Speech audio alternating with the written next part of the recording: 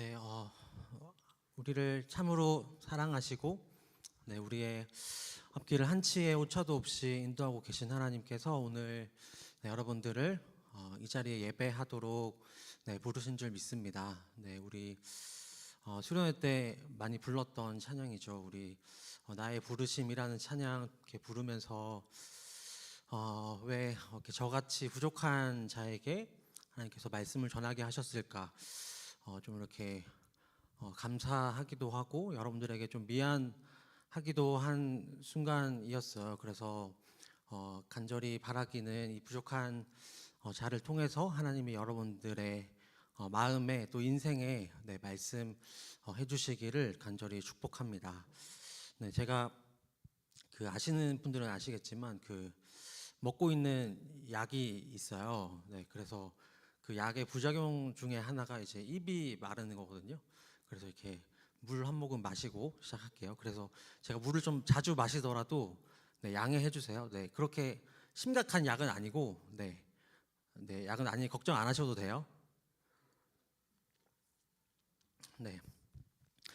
미국의 한 시골 마을에 있는 에즈버리 대학교가 전 세계에 있는 기독교인들의 주목을 받고 있습니다. 제가 인스타에서 이 에즈버리 리바이벌 이렇게 쳤더니 사진 보여주실래요? 한 10,000개가 넘는 13,000개가 정도가 되는 게시물이 나왔습니다. 제가 수련회 때 잠깐 이제 소개하고 넘어갔었는데 이 에즈버리 대학교라는 어느 날 별로 특별할 것 없는 그런 채플이 시작되었는데 그리고 지금까지도 그 채플이 끝나지 않고 있다고 합니다. 사람들이 계속해서 그곳을 찾고 그것을 떠나지 않고 뜨거운 기도와 찬양을 드리고 있고 채플실 안에 이제 채플실이 다 못 들어가니까 밖에서 사람들이 이렇게 또 3, 4 모여서 기도하고 또 찬양하고 있는 모습들도 화제가 되기도 했습니다. 사람들은 이것을 에즈버리 리바이벌, 에즈버리 유니버시티 리바이벌, 에즈버리 대학교에서 일어난 부흥이라고 부르고 역사상 있었던 세계 부흥의 역사 중에 하나로 이것을 이제 부르고 우리가 기억해야 한다 이렇게 말하기도 합니다. 우리나라에도 이 1907년 평양에서 시작해서 전국적으로 회개 운동이 일어나고 부흥회가 날마다 이어지는 그 평양 대부흥이라고 불리는 일이 있었습니다. 그리고 세계적으로도 몇 번 있었죠. 그리고 우리가 지난주에 보았던 말씀을 보면 그 부흥 운동의 시초라고 할 수 있는 가장 시작이지 않을까 싶은데요. 7장 6절 말씀을 보면은 이런 말씀이 있습니다. 우리 함께 읽어보겠습니다. 시작. 그들이 미스바에 모여 물을 길어 여호와 앞에 붓고 그날 종일 금식하고 거기에서 이르되 우리가 여호와께 범죄하였나이다 하니라. 사무엘이 미스바에서 이스라엘 자손을 다스리니라. 모든 이스라엘 백성들이 이 미스바라는 곳에 모여서 금식하며 회개 기도를 하였습니다. 여기 이제 앞부분에 보면은 물을 하나님께 쏟아 부었다라고 했는데 이것은 이제 물을 쏟아 부을 때 이렇게 쏟아 붓는 것처럼 자신 눈물을 흘리면서 자신의 어떤 삶과 더러운 죄악된 마음을 모두 이렇게 하나님 앞에 쏟아내었다 라는 그런 의미로 반성하며 기도했습니다. 그리고 이 미스바 회개 운동을 통해 이스라엘 백성들은 완전히 변하게 됩니다. 이스라엘 백성들은 아주 오랫동안 하나님을 떠나 우상을 섬겼고 이스라엘 역사상 가장 혼란하다고 평가되는 이 사사 시대를 마치고 이제 하나님만을 섬기는 백성으로 변하게 됩니다. 그래서 많은 기독교인들이 자신의 인생에서 이런 부흥의 역사를 경험하고 싶어 합니다. 저도 무려 이제 꽤 오래됐죠. 그 고등학교 때 고3 때였는데 어게인 1907이라고 해서 평양 대부흥의 100주년이 되는 2009년에 이제 전국적으로 엄청나게 많은 행사들을 했어요. 그런데 그 중에서 부산이 가장 크게 열렸거든요. 사진 띄워주시면은 여기가 이제 해운대 백사장인데 한 20만 명 정도가 모였다고 해요. 20만 명이 어느 정도냐면은 그 해운대 백사장 처음부터 끝까지 거의 다 사람들이 들어찼던 그런 행사였습니다. 물론 이제 행사에 그쳤다라는 아쉬움도 있지만 다시 이런 평양 대부흥 같은 그런 역사를 우리에게도 달라고 기도했던 것이죠. 그래서 이 에즈버리 부흥을 보면서 에즈버리에 시작된 이 부흥을 보면서 이렇게 우리에게도 이런 부흥을 달라고 기도하는 사람들도 있습니다. 이렇게 뜨겁게 기도하고 찬양하는 물결이 정말 끊임없이 일어나서 그곳에 함께 하기만 해도 그 사람들이 그곳에서 한번 기도하고 싶어서 그렇게 채플실에 줄을 선다고 하잖아요. 그래서 그곳에 함께 하기만 해도 마음이 뜨거워지고 정말 하나님을 향한 열정이 회복되는 그런 일들이 나에게도 있으면 좋겠다. 저도 그렇게 생각하고 그렇게 기도하기도 하였습니다. 그래서 뭐 에즈버리 대학교에서 일어난 부흥이 너무 대단한 부흥이기 때문에 그 부흥을 우리가 꼭 닮아야 할 이유는 없겠지만 그러나 우리의 삶에서 에즈버리 대학교처럼 뭐 이렇게 대단한 부흥이 막 사람들이 찾아오고 발길을 끊기지 않고 이런 부흥은 없을지라도 우리 안에 하나님을 향한 회개와 열정이 회복되는 일들이 일어나게 해달라고 저는 그 지난주 금요일에 그렇게 기도했어요. 지난주 금요일에 무려 그 25명이나 되는 우리 1, 2부 합쳐서 청년들이 모여서 정말 그 제가 들어갔더니 앉을 곳이 없더라고요. 그렇게 많은 청년들이 함께 모여서 기도했는데 아직 안 와보신 분들도 있죠, 그렇죠? 안 와보신 분들은 꼭 우리 그 자리에서 함께 뜨겁게 기도하고 또 하나님을 구하는 시간이 있으면 좋겠습니다. 그리고 이제 이 첫 부흥인 미스바 회개 운동을 이끌었던 사람이 우리가 계속해서 보고 있는 이 사무엘서의 주인공인 사무엘입니다. 여러분, 그런데 사무엘이 어떻게 태어났는지 어떻게 탄생했는지 여러분 잘 알고 계시죠? 아기를 낳지 못했던 한 여인 한나에게서 태어난 바로 그 사무엘이 이 이스라엘을 하나님께로 돌아오게 만든 큰 부흥을 주도한 사람이었습니다. 성전에서 엘리를 수종 들던 한 소년이 이제 자라서 어떻게 된 거예요? 이스라엘의 역사를 바꾼 위대한 지도자가 된 것이죠. 그리고 이제 또 오늘 본문에서 사무엘을 통해서 이 이스라엘의 역사상 아주 중요한 변화 중에 하나가 시작되게 되는데요. 우리 5절 말씀 다시 한번 같이 한번 읽어보도록 하겠습니다. 5절 말씀입니다. 시작. 그에게 이르되 보소서 당신은 늙고 당신의 아들들은 당신의 행위를 따르지 아니하니 모든 나라와 같이 우리에게 왕을 세워 우리를 다스리게 하소서 한지라. 네, 이스라엘 백성들이 사무엘에게 찾아와서 이렇게 얘기했어요. 당신은 늙고 당신의 아들들은 당신과 같지 않으니 당신의 행위를 따르지 아니하니 우리에게 왕을 세워 주소서. 왕을 세워 달라고 사무엘에게 그렇게 요구합니다. 지금까지 이스라엘에는 왕이 없었죠. 사사는 있었지만 사무엘도 사사인데 사사는 엄밀히 말해서 왕이라고는 할 수 없고 이스라엘 백성들은 다른 나라에 저 이방에 있는 우리가 생각하는 어떤 그 절대 왕정 같은 그런 왕을 세워 달라라고 이렇게 얘기했습니다. 이 왕을 세워 달라고 요구한 이스라엘 백성들에게는 아주 중요한 명분이 있었죠. 우리 5절 보면은 제가 이렇게 표시해 달라고 했는데 당신은 늙고 당신의 아들들은 당신의 행위를 따르지 않는다라고 되어 있습니다. 3절을 보면은 이 사무엘의 아들들이 돈을 받고 뇌물을 받고 재판을 했다라고 이렇게 기록되어 있어요. 좀 안타까운 부분이긴 합니다. 하나님이 엘리를 버리고 사무엘을 세우셨는데 엘리를 버린 이유가 그 아들들이 타락했기 때문이잖아요. 그런데 사무엘도 매우 안타깝게 똑같은 길을 가고 있는 것이죠.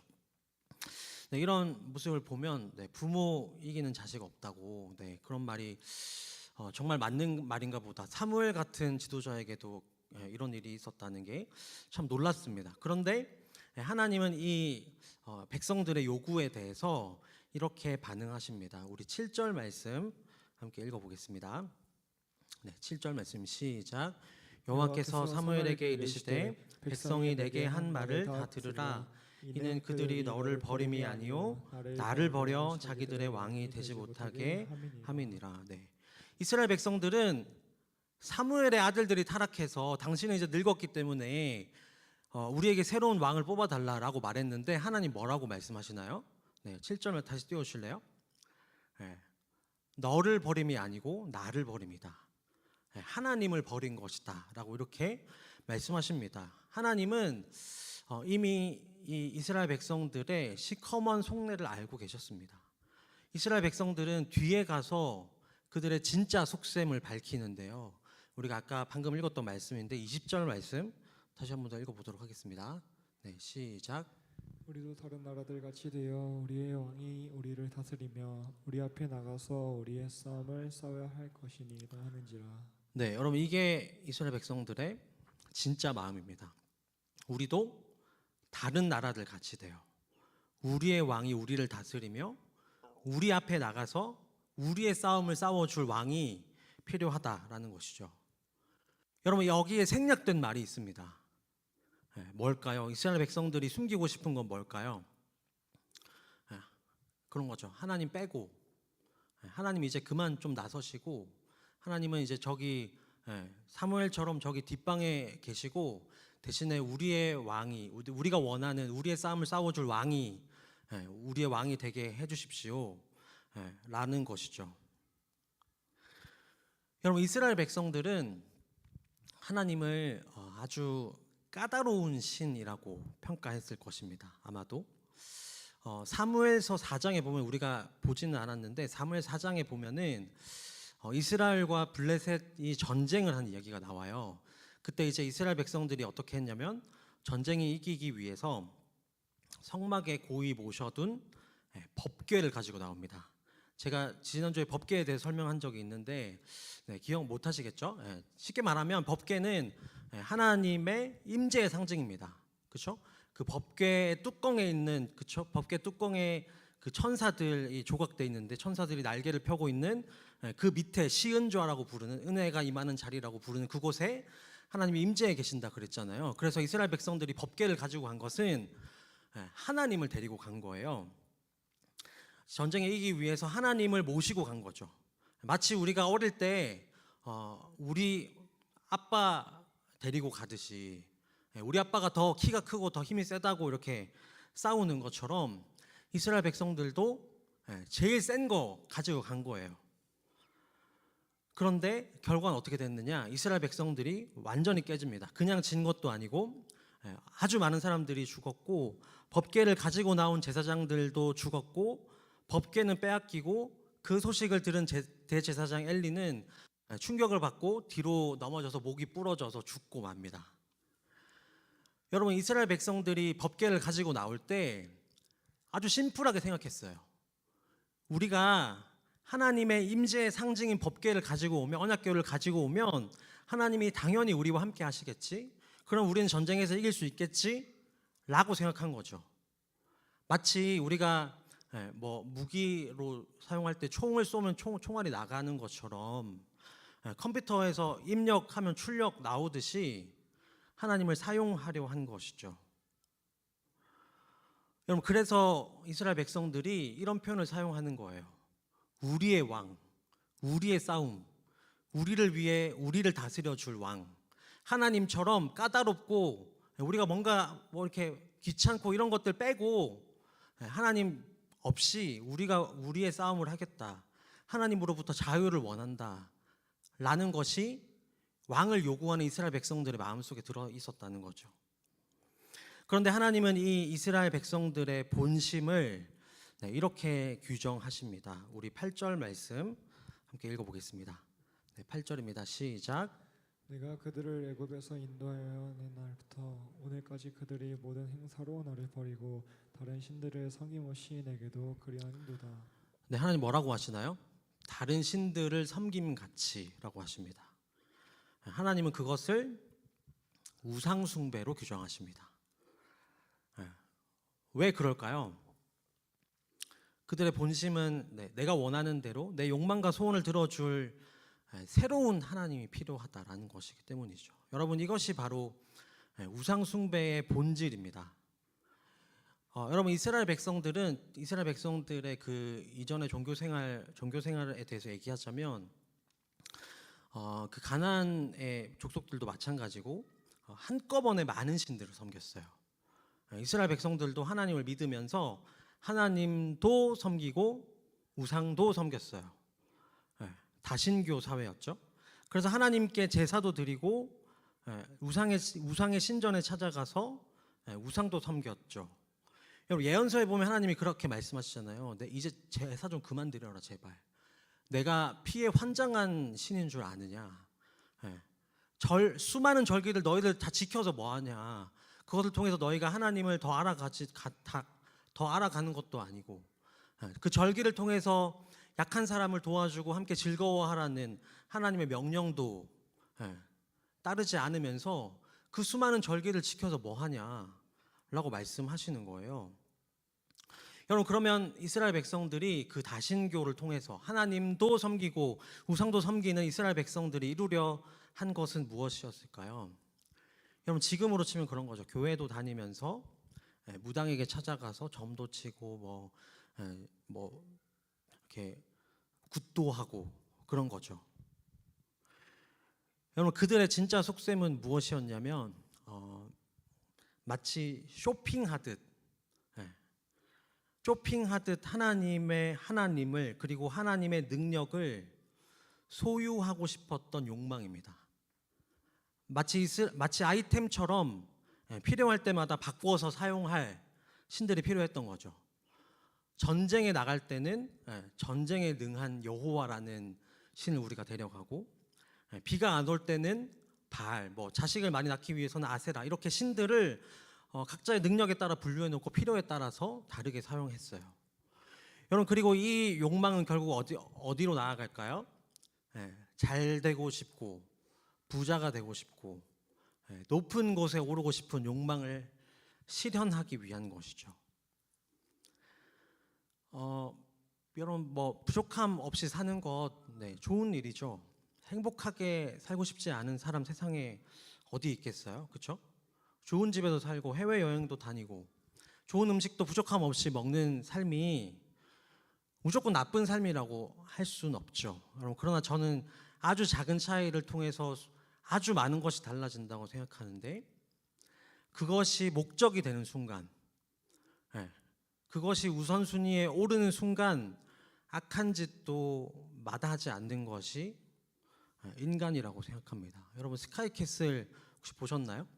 거기에 보면 그런 이야기가 나오죠. 사진 띄워주시면요.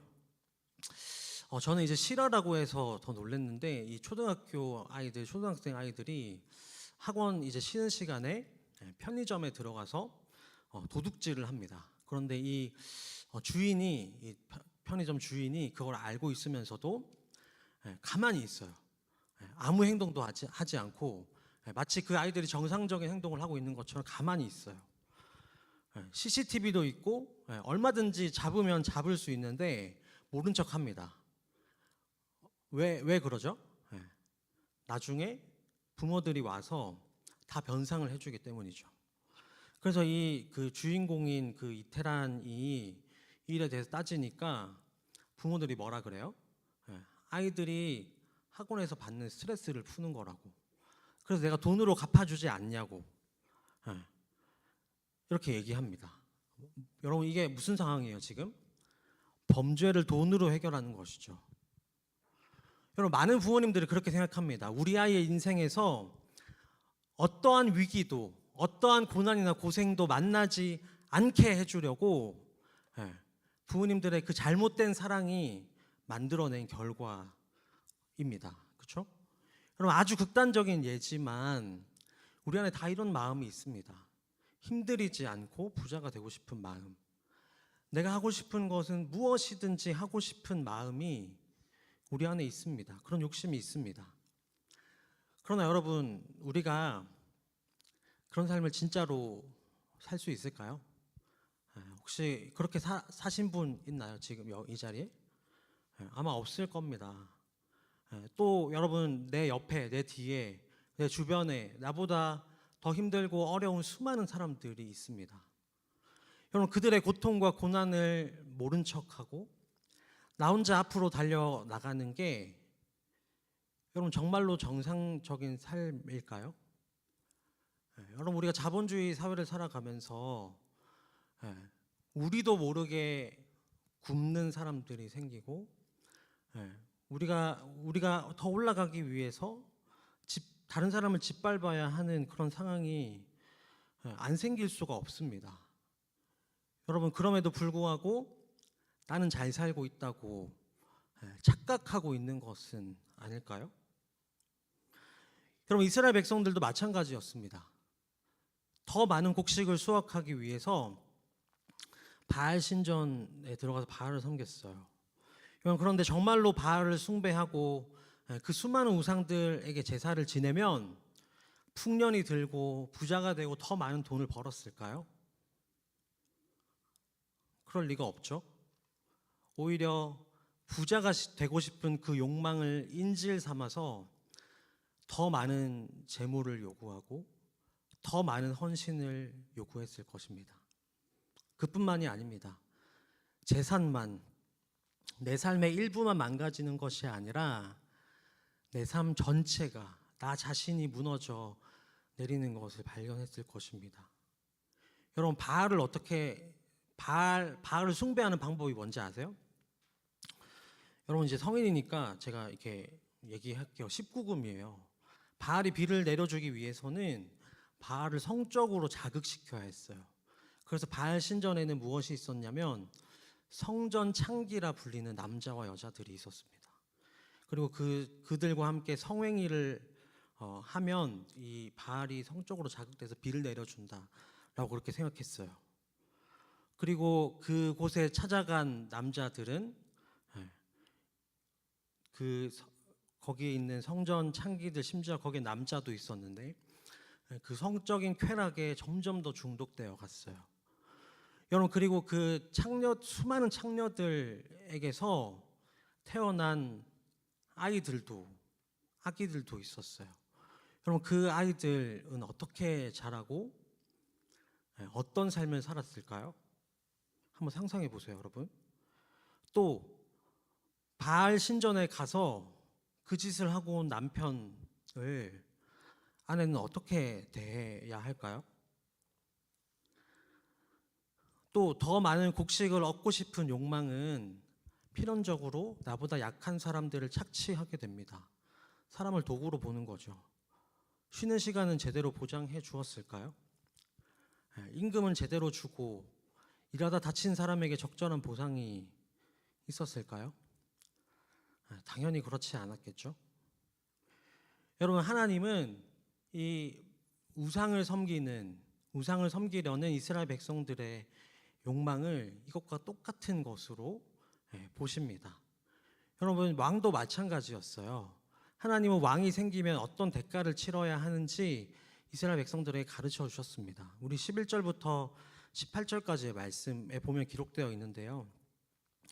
길어서 제가 이렇게 짧게 요약해 드리자면 왕이 젊고 힘 있는 아들들을 데려다가 전쟁에 내보낼 것이고 예쁘고 똑똑한 딸들을 데려다가 왕을 수종들게 할 것입니다.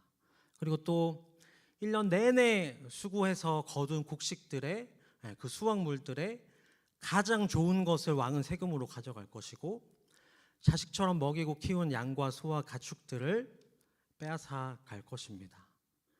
우상에게 제물을 바치듯이 왕에게 빼앗기는 것이죠. 여러분, 그렇다면 이런 부작용이 있음에도 불구하고 이스라엘 백성들이 바라고 기대하는 것처럼 그들의 왕들이 자신들을 위해서, 백성들을 위해서 몸바쳐서 싸워 주었을까요? 그럴 리가 없죠. 악하고 이기적인 왕들은 하나님의 말씀을 듣지 않고 오히려 최신 우상들을 더 수입해오고 더 타락하고 음란한 방법으로 우상을 섬겼습니다. 그렇게 하기 위해서 백성들에게 더 많은 세금을 바치게 하였고 궁궐과 우상의 신전을 건축하기 위해서 백성들을 노예 삼았고 전쟁에서 이기고 백성들을 보호하는 것보다 자기 자리에 집착했고 자기 자존심을 지키다가 더 큰 피해와 희생을 감수해야 하는 것은 이스라엘 백성들이었습니다. 왕이 아니라. 여러분, 그런데 이 말씀은 아주 이상한 결론이 납니다. 네, 이 말씀을 들은 하나님은 결국 이렇게 말씀하십니다. 우리 22절 말씀 함께 읽어보겠습니다. 22절입니다. 네, 시작. 여기서 사무엘에게 이르시되 그들의 말에 들어 왕을 세우라 하시니 사무엘이 이스라엘 사람들에게 이르되 너희는 각기 성읍으로 돌아가라 하니라. 네, 하나님 뭐라고 말씀하세요? 사무엘에게 이르시되 그들의 말을 들어 왕을 세워 주어라 라고 말씀하십니다. 그래서 이제 사울 왕이 세워지게 되고 이후에 이스라엘은 왕정 제도가 시작됩니다. 하나님 왜 허락하셨을까요, 여러분? 이런 끔찍한 부작용이 있음에도 불구하고 뭐 여러 가지 이유가 있겠지만 그 중에 하나는 이 시대의 변화에 따른 발전 단계로 보고 허용하신 것 같아요. 당시 상황에서는 이 왕정이 더 이렇게 앞선 정치 체제입니다. 더 세련된 정치 체제입니다. 그래서 왕을 통해서 뭐 법도 만들어지고 체계도 만들어지고 나라 꼴을 이제 갖춰가게 되는 것이죠. 그리고 또 그뿐만이 아니라 왕정 제도를 허락하신 하나님은 이스라엘 백성들을 이제 버리시는 것이 아니라 그럼 너네 마음대로 해가 아니라 하나님이 끝까지 책임져 주십니다. 매우 놀랍게도 하나님은 이스라엘 백성들이 요구하기 수백 년 전 이미 신명기에 너희가 가나안 땅에 들어가서 왕을 세우려거든 이렇게 하여라라고 말씀해 주셨습니다. 왕은 어떤 사람이 해야 되고 왕이 해야 될 일은 무엇이고 하지 말아야 할 일에 대해서 알려주셨습니다. 그뿐만이 아니라 왕이 세워지고 또 잘못된 일을 할 때에 여러 선지자들을 보내서 사무엘이나 뭐 엘리야나 우리가 모르는 선지자들을 많이 보내셔서 왕들을 깨우쳐 주셨어요. 그리고 심지어 솔로몬에게는 꿈에 나타나셔서 너 이렇게 살면 안 돼 이렇게 말씀하기도 하셨습니다. 하나님이 직접 책임져 주시는 것이죠. 여러분, 그뿐만이 아닙니다. 악한 왕들이 이스라엘을 더럽히고 망치고 있을 때 하나님은 어둠 가운데 비친 한 줄기 빛처럼 선한 왕들을 세우십니다. 여러분, 우리는 다윗을 통해 이제 우리가 좀만 넘어가면 다윗이 나올 텐데 여러분, 하나님은 다윗을 통해서 하나님이 만들고 싶었던 그 나라, 세상의 유일한 나라, 이스라엘 통해서 하나님이 처음 계획하셨던 실현하기 원했던 그 하나님 나라의 모형을 다윗을 통해서 성취하십니다. 여러분, 이것은 다윗이 하나님께 순종하고 겸손한 모습이 있어서 기도하지만 비록 다윗도 죄를 많이 지었죠. 모자란 부분이 있죠.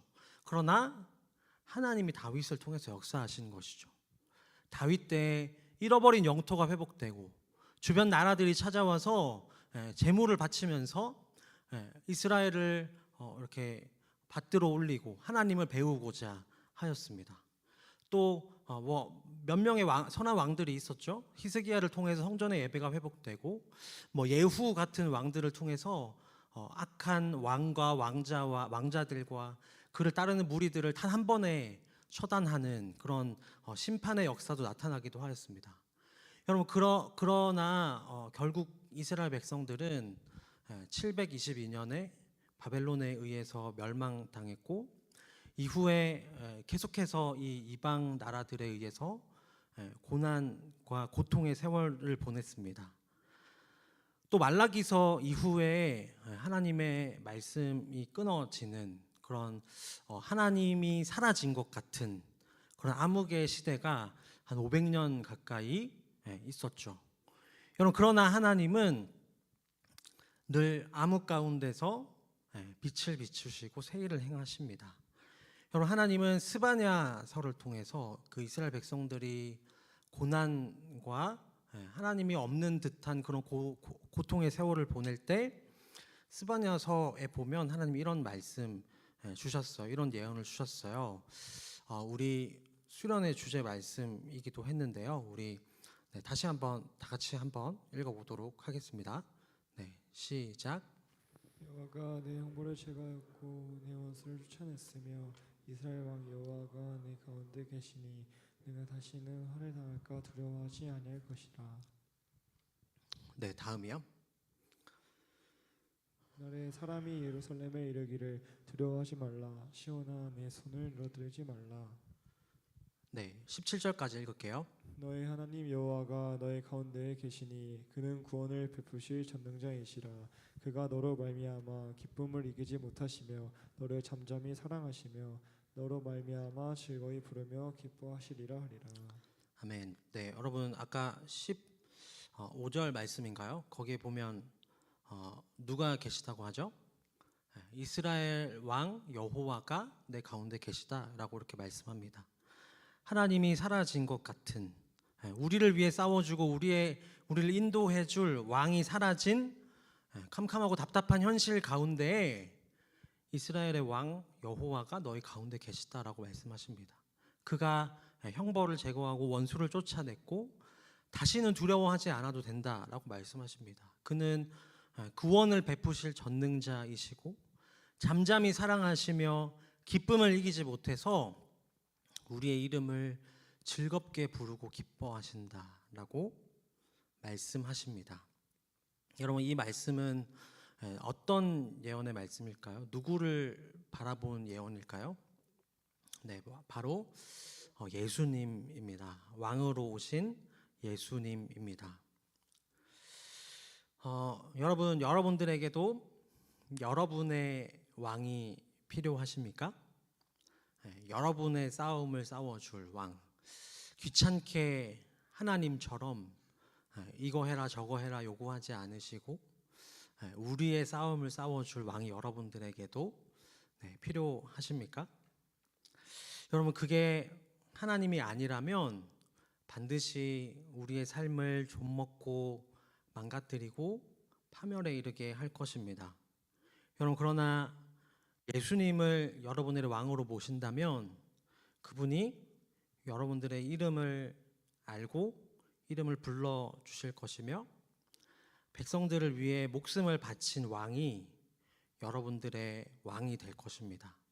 또한 그 왕은 온 천지 만물을 만드시고 다스리시는 전능자이시고요. 그분이 기꺼이 우리의 아버지가 되어준다라고 말씀하십니다. 여러분 우리를 좀먹고 망가뜨리는 것이 우리의 왕이 되지 아니하도록 비록 좀 귀찮을 수 있죠, 그렇죠? 하나님 믿을 때, 하나님 섬길 때, 여러분 남들은 밖에서 놀고 자기 인생을 마음껏 누린다라고 말하고 있을 때, 여러분 우리는 이 자리에 나와서 하나님을 예배하고 또 이렇게 재미없는 저의 설교 말씀을 듣고 이렇게 리더도 해야 되고, 그렇죠? 하나님 믿는 일이 쉽지 않습니다. 여러분 그러나 우리를 위해 목숨까지 내어 던지신 그리스도를 여러분들을 왕으로 모실 때 여러분 우리는 그 주님의 사랑에 감사해서 그 짐을 질 수 있을 줄 믿습니다. 여러분 주님을 여러분들의 왕으로 인격적이고 제가 지난번에 설교했듯이 우리에게 말을 걸어오시는, 우리와 교제하길 원하시는 그 주님을 왕으로 모시는 은혜가 여러분들의 있기를 간절히 축복합니다. 네, 우리 함께 찬양